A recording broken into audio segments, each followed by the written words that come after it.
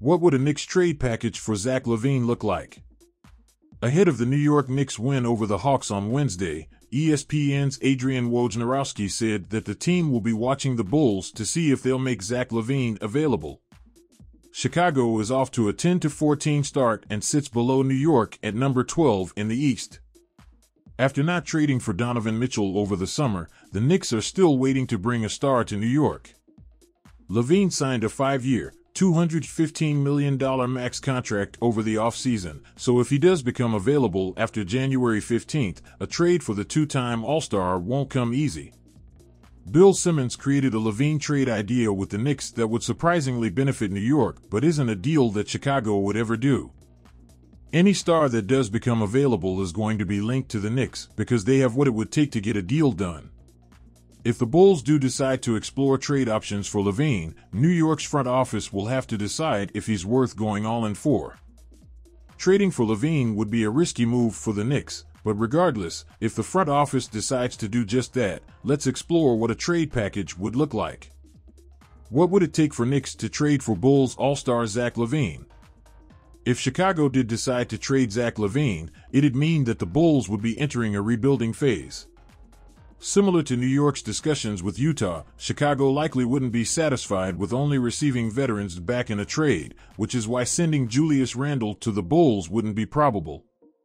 Chicago would be getting two young players in Obi Toppin and Emmanuel Quickley, as well as a three-point shooter in Evan Fournier.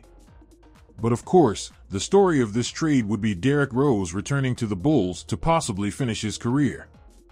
Toppin and Quickley would be enticing as key rebuilding pieces for Chicago, as both were first-round picks in 2020, with Obi being a lottery pick. Parting ways with those two would be difficult for Knicks fans regardless of the situation, but especially for a player like LaVine. How would he fit in New York? Is he worth pursuing? Those are two questions that have understandably been floating around. The Bulls haven't shown any indication that they're going to shop LaVine. Their slow start to the season has fired up the trade rumor mill, but if things don't turn around in Chicago, the organization could very well end up being sellers at the trade deadline. Whether you want to see Zach LaVine on the Knicks or not, his situation is one worth monitoring after WOJ's report. The New York Knicks didn't make the blockbuster trade over the summer that many expected, but that doesn't mean that another trade can't happen.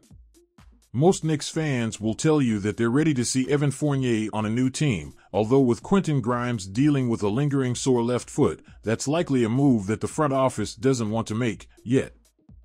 There's one team in particular that may be interested in Fournier because they lack shooters, which is pretty important to the game of basketball. If you're thinking of the Los Angeles Lakers, you're correct. However, in order for a Knicks-Lakers trade to happen, it wouldn't be as simple as shipping Fournier to the West Coast. Fournier signed a 4-year, $78 million contract with New York in 2021 free agency. He's making $18 million this season and will make $18.9 million in 2023-24 before having a $19 million club option in 2024-25. From a financial standpoint, this is a deal that would work for both sides. It might not be a wise decision for the Lakers to take on two veterans in Fournier and Rose, but Fournier would help LA from the three-point line. The Lakers would also be getting a former lottery pick in Cam Reddish, but he's been off to a good start so far in the regular season, so unless things take a turn, the Knicks likely wouldn't want to include him in a deal.